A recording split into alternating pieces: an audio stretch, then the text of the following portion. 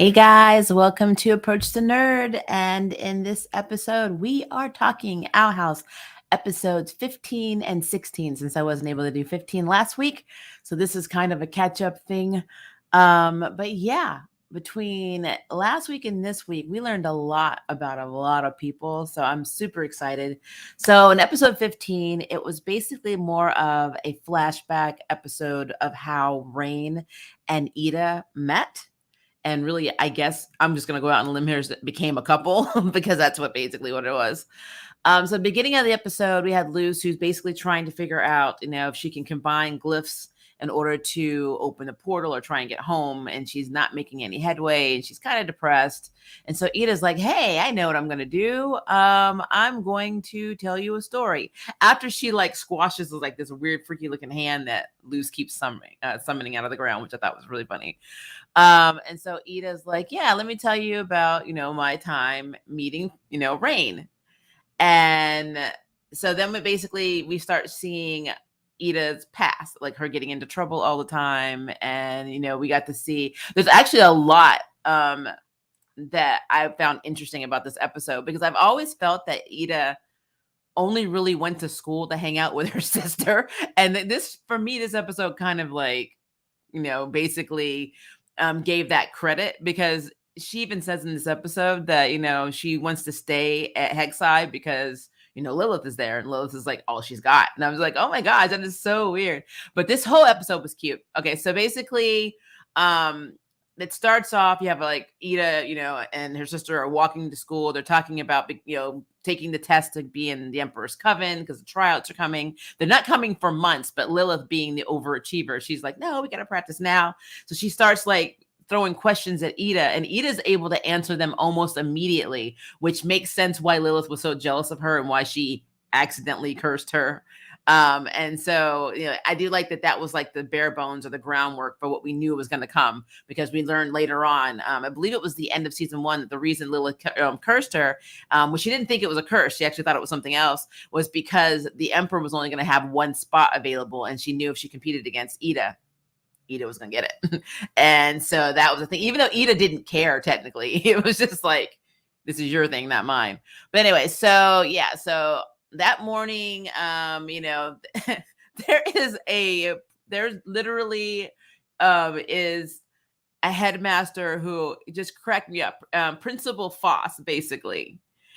There's something wrong with him. Like Principal Foss, there's just something wrong. He gives people punishments for things that are completely insane, like chewing too loudly, and he legit, it doesn't matter what you do. If your shoes squeak or whatever, it doesn't matter what your role is. You can be like the valedictorian in this earth. It doesn't matter. He's still going to give you some absurd detention or punishment.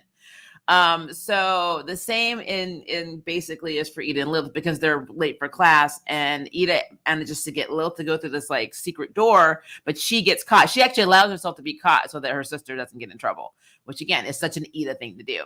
But basically she has to be punished. Now we do see at this time Principal Bump is Vice Principal Bump, and he's like the one that's kind of like more of, maybe we shouldn't do this to the children, maybe we shouldn't, it's like so he's actually more the voice of reason, whereas Principal Foss is just nuts. He's just nuts.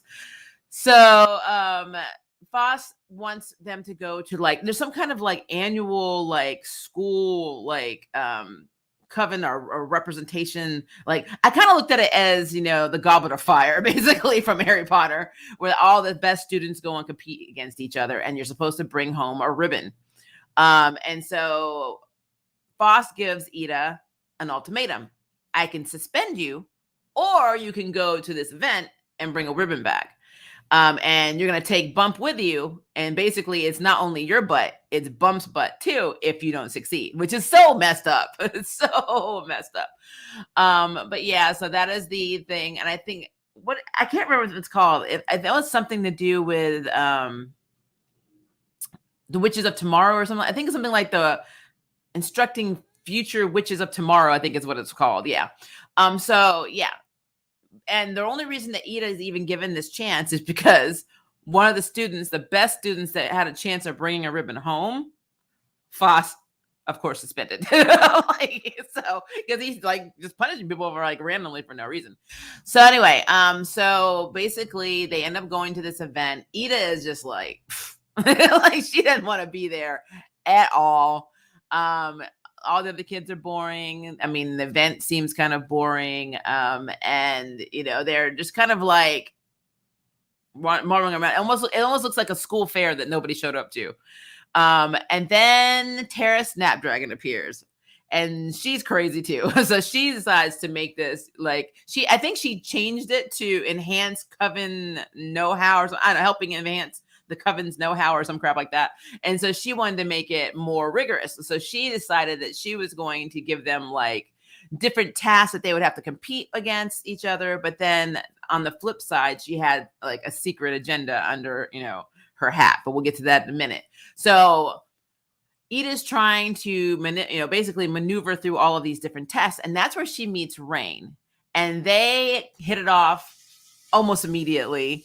Like Rain manages to show that they know a spell that can make any drink taste better through manipulating sound waves, which is that's Rain's thing. And so they basically partner up on all of the events. It's so cute. It is absolutely cute. And then the final test, because basically Tara's like, well, you guys are just making a mockery, so this is what's going to happen. Then all of the basically all the Coven scouts are going to go out and basically get all the wild magic users, and like she kind of pits them against each other, Goblet of Fire style. And whoever's successful in catching or bringing whatever gets a blue ribbon. So Ida, of course, is on a different team from Rain, and Ida is supposed to help, hunt down, Rain and all the others. Well, she can't do it. She actually ends up, helping Rain, and Rain and Ida help each other a lot. It was kind of like watching Harry Potter with a little of the Hunger Games, mixed in, like with the last two at the end of the first Hunger Games movie. It was really, really funny. But the fact that if you really listen to Tara in this, she is just like, let's fight to the death. I'm going to rip you apart. I'm like, what is wrong with you? Like, there's something innately wrong with this woman. But yeah, so long story short, Rain was only in this competition because he doesn't have a lot of money and he needs a scholarship to go to the snooty, bougie, school that he was going to. And when they didn't win, like nobody won anything, but Tara was very impressed. She went and told Principal Foss that I was impressed with them. So I'm thinking Foss knows that Tara's crazy. So, I mean, maybe he just will be, he's going to pacify her and like not kick Ida out because she manages to impress somebody as crazy as Tara. But she does do that. And so basically Rain ends up transferring to Hexside. And I think that's what initially starts their relationship, is like, because like before that point, even when Ida was there, before she realized that Rain was going to be at school with her, she tried talking to Lilith about it. And Lilith was like, oh, I'm busy. And so really, kind of blowing her off, which is sad because, again, Lilith, her sister is her only friend in this whole school. And I just felt that was so wrong. And I love Lilith. I love her. But I mean, younger her was so focused that she was coming off a little bit, bitchy, unfortunately, to Ida. Plus, of course, we know later on she's jealous of her because she's better. Ida is a natural witch. She doesn't have to study like Lilith does. So that is the thing. But then, of course, Rain got there, and so she had her buddy. Now, I know that is why they are as close as they are. But they revealed something in this episode. Rain actually is not under Tara's control when he's drinking the tea or whatever, because I think when they show that he was able to change the taste of a drink, I think he's also able to change the consistency or the molecular structure of the potion that Tara's been sneaking to him as tea. And so it's not having an effect on him. And the only reason he's playing this out is he's trying to get close to the Emperor to stop Day of Unity, and he doesn't want Ida to get hurt, which is what he even says it. He had one of his I guess partners in crime come through the wall with like a message saying, oh, this doesn't look good. And he's like, well, what do? We need help. And he's like, well, who can we help? Who can we get to help? And it's like the owl lady. He's like, no, I'm not going to bring Ida into this. So he does not want Ida to be involved in this situation at all. And I'm like, oh, my little heart. Like, Ray, I'm saying they. But I feel like their relationship is just effing adorable. But that's pretty much mostly what I got out of that, is figuring out that Rain is not actually, an emperor's brainwashed minion. And that they want to protect Ida, and that Ida is very much wanting to save Rain. So this little love connection I'm really excited about. I'm really excited. I'm as excited for them as I am for Lumity. So I'm very excited for that.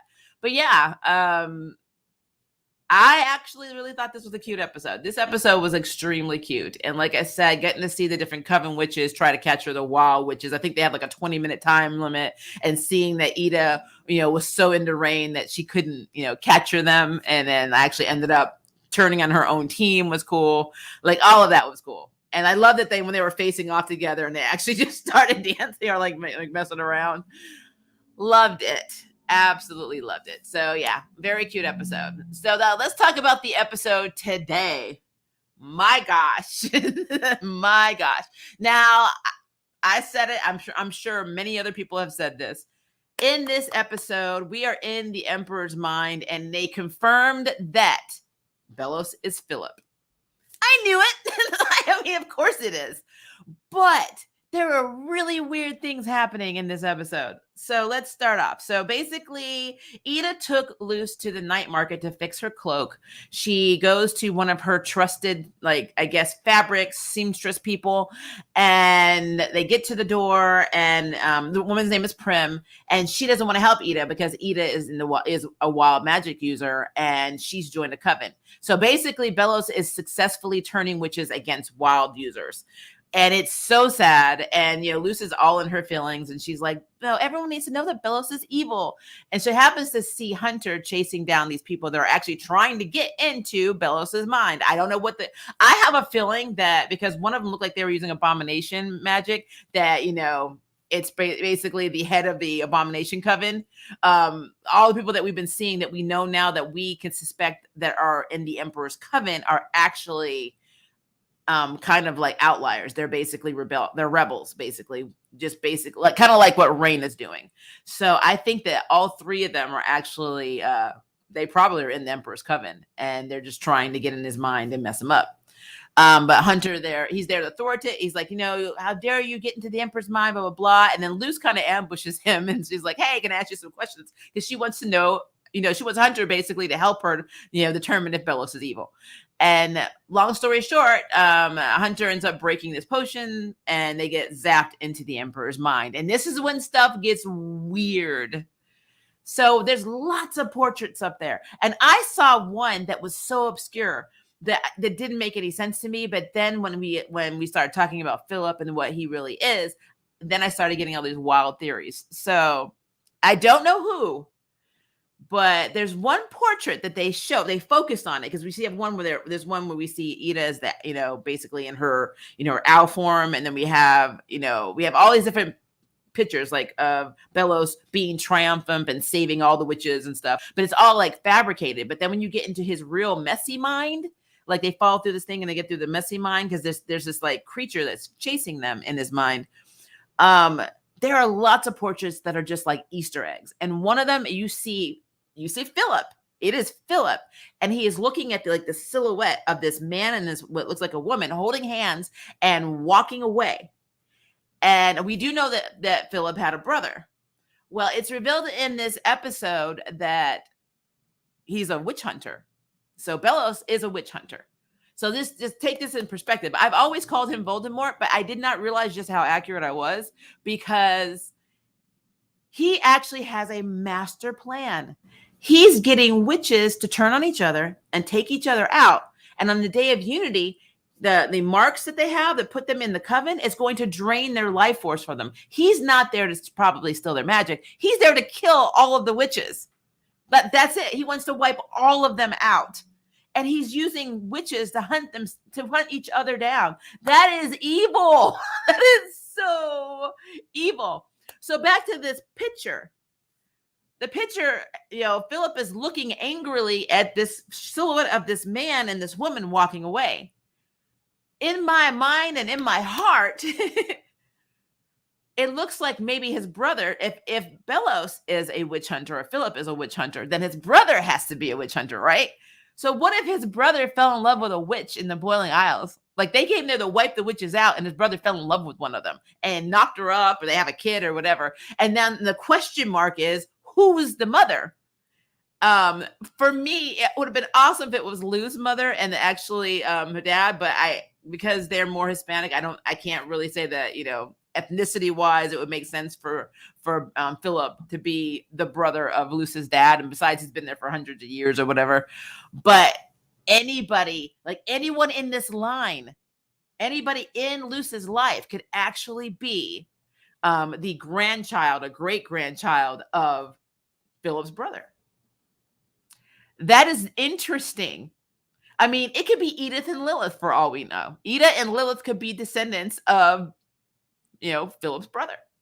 That is so cool to me. I don't know. I just find that cool. I love all the little like mind warps that we have here. Okay, so while they're in the mine, though, we come to find out that the creature that is following them around is actually Palisman.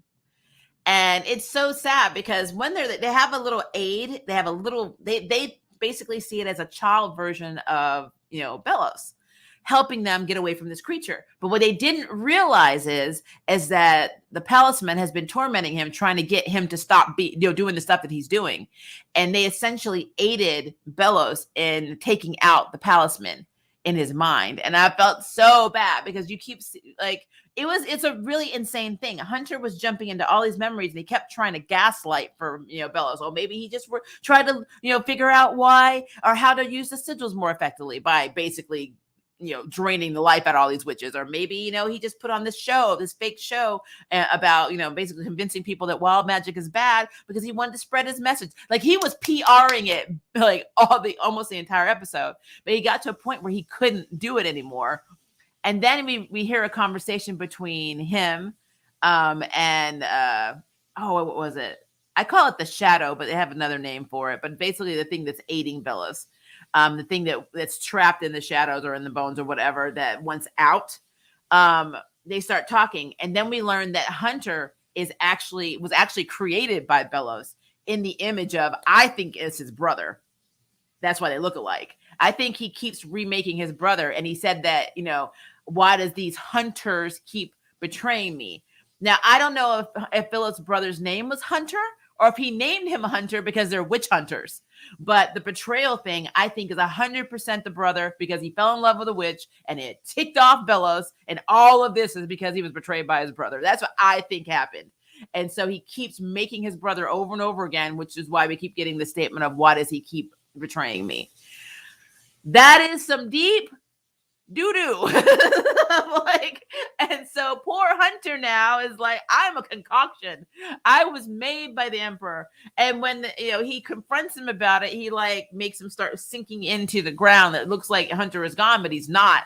He actually manages to protect Luce using plant magic, which is interesting because I always thought Hunter didn't have magic, or maybe he used a sigil or something. I don't know.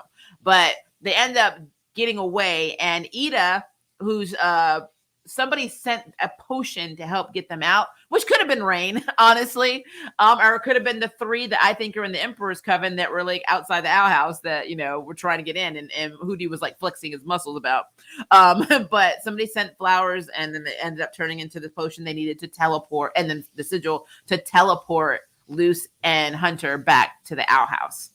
But what's so interesting is that Luce, like when Luce was talking to Bellows and he basically says, you know who I am, I'm Philip. And she's like in her feelings. And she's like, why are you doing this? And he's like, because I'm a witch hunter.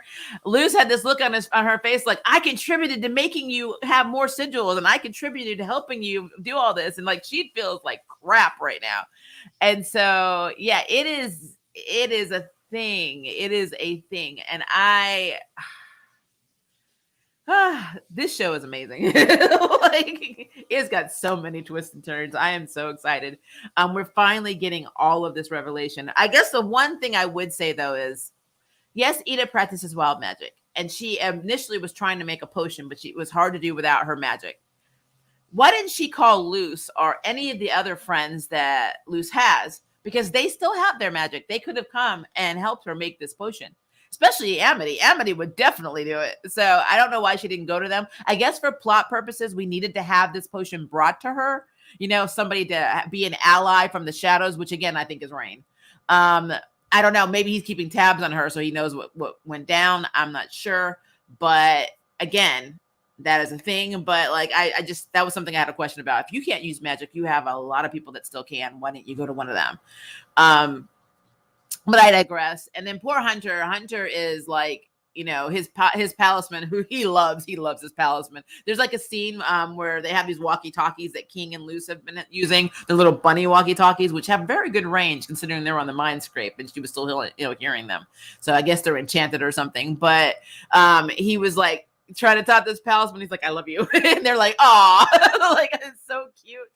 I am so worried for his palisman. I do not want his palisman to be hurt or killed.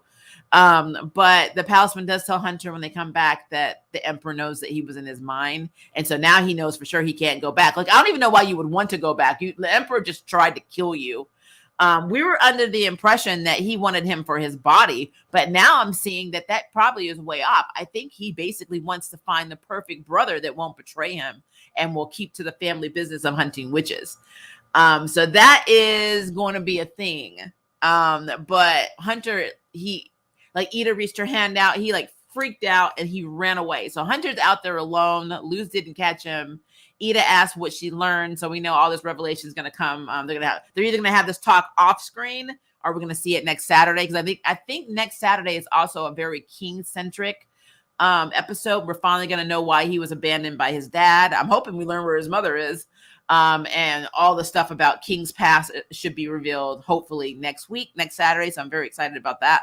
But yeah, Hunter is in the wind. Now I'm hoping Rain finds him or somebody in the underground. I'm calling them the underground. I don't think they have a technical name, but I'm hoping that somebody finds him and, brings him into the fold, basically of we need to stop the Day of Unity situation going on. And it does make me question how much the people inside of the coven that are working against Belos from the inside know about the Day of Unity. Like, what was it that gave it away? Because essentially it's crazy. He is using he's using witches to hunt down and stop and control and essentially kill other witches. That is messed up. And I guess if you're a witch hunter, that's what you do, because he's going to protect humanity against evil, even though it doesn't make sense because you're in the Boiling Isles. I mean, you're not in the human realm. You're in the Boiling Isles. So you're just crazy. Belos is nuts. That's what I got out of this. He's crazy. Absolutely crazy. It does make me wonder, though, what Kiki and Terra, Snapdragon, all of them are going to do when they find out his real intentions. Like, how I want to see the change, the shift in all of this, because everybody has wild magic naturally. So like, what's going to happen? And I do wonder if Eda is going to get her powers back.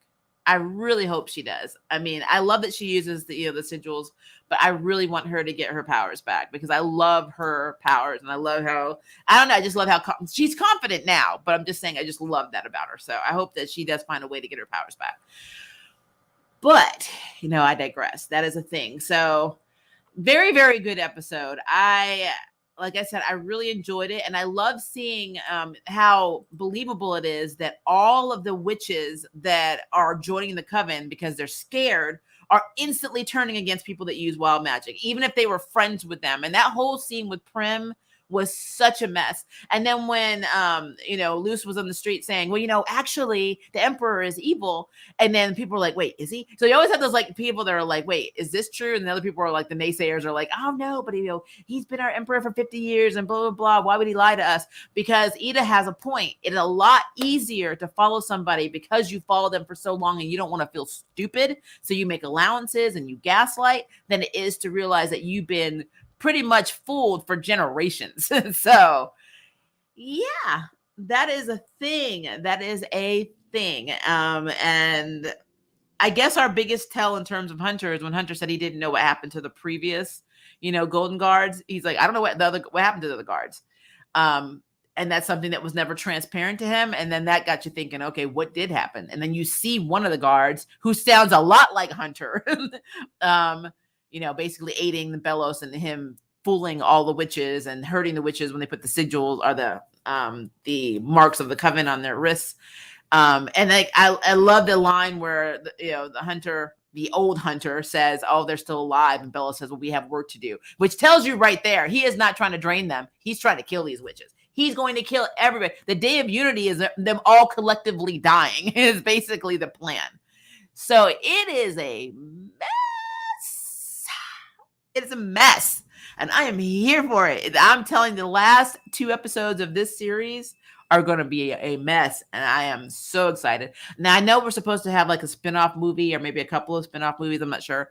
But yeah, they are doing a pretty good job of wrapping up some major storylines from this series. And I am here for it. So proud of you, Dana. You're doing a good job. So let's see. Hello, Godzilla. How are you? I see Malik 15 said first.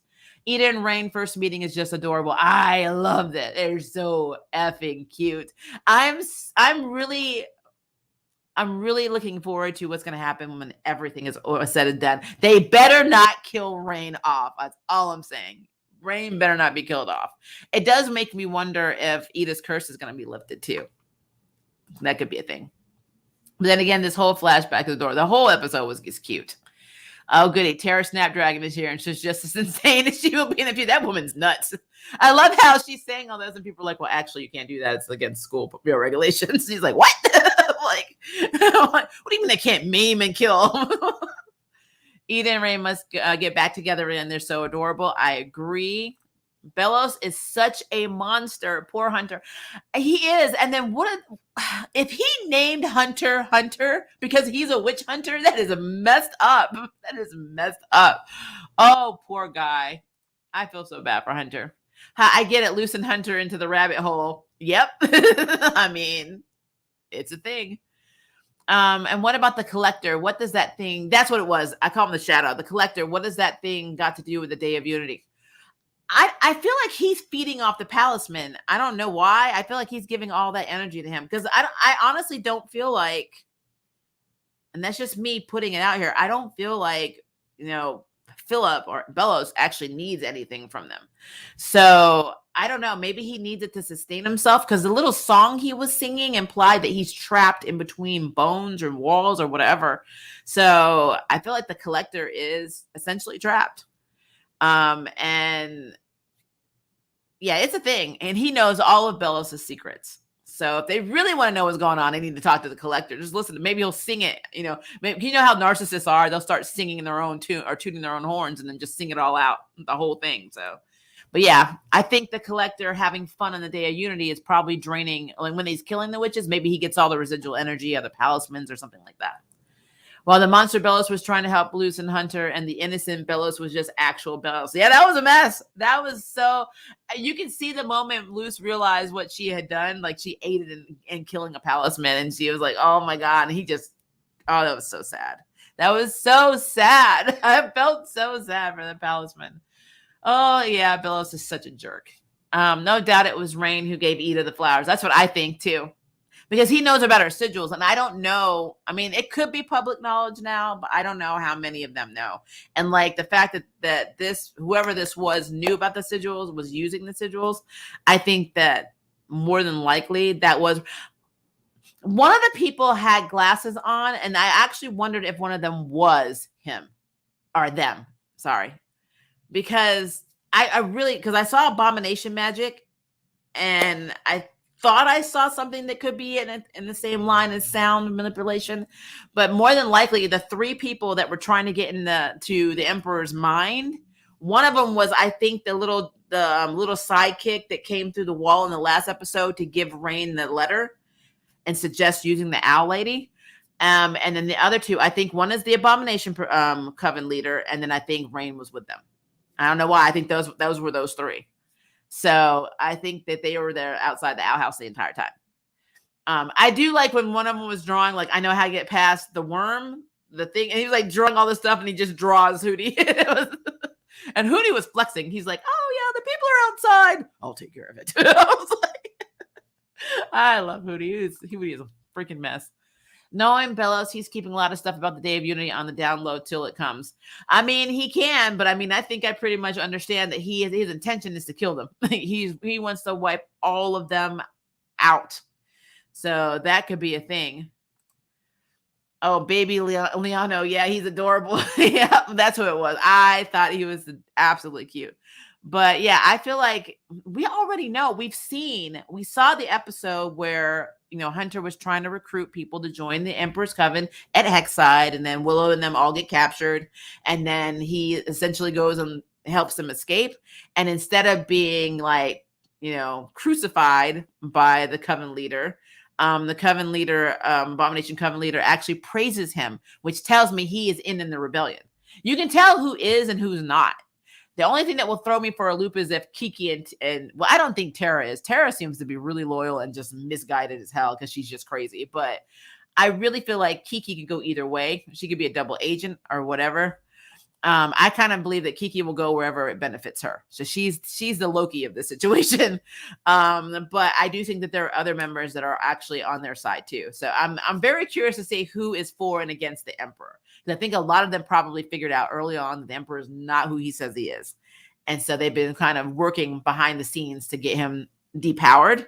And now that this whole Day of Unity has come up, everything is very crucial because they realize this is not good for any of them. Like you see some of them even say, I believe a few of them have even said in passing, the Day of Unity does not seem to bode well for any magical user, wild or not. And so that is why I'm thinking that that's what that is.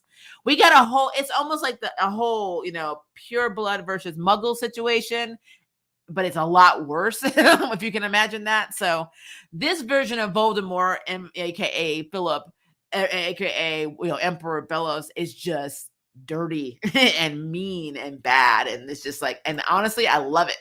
It would be so boring if it wasn't like this. So there's all this agenda stuff, all of the meanings behind it. I mean, I'm here for it. I cannot wait. I mean, it's sad because I don't want the series to end. I'm really upset that it is ending, but I am happy that we're getting a lot, and I mean a lot of exposition on a lot of stuff. Like from literally how the Emperor came into power, him coming to the Boiling Isles, how he terraformed the Boiling Isles. He made it in his own image just to wipe it out. That is innately evil. That is evil. You have all these people for 50 years thinking you are amazing, this omnipotent leader who's just came to knock down, wild magic, and is speaking on behalf of the Titan, and is, going to set everything right and make these covens so you can have a wonderful life. Just to realize all of it was enslavement and you're planning to kill all of the slaves. That is so messed up. Oh, it's so messed up.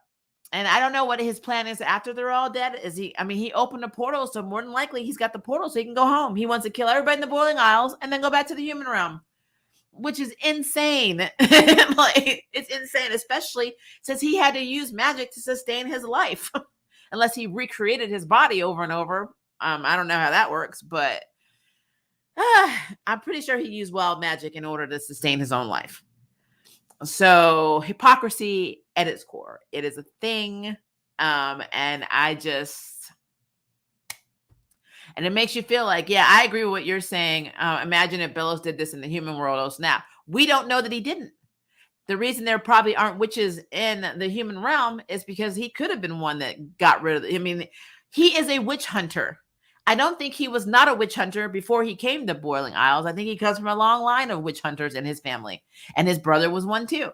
So, and that's why, I'm standing by my theory that it's his brother. His brother fell in love with a witch. He couldn't get over it. He says his brother betrayed him. And so it was open season on every witch.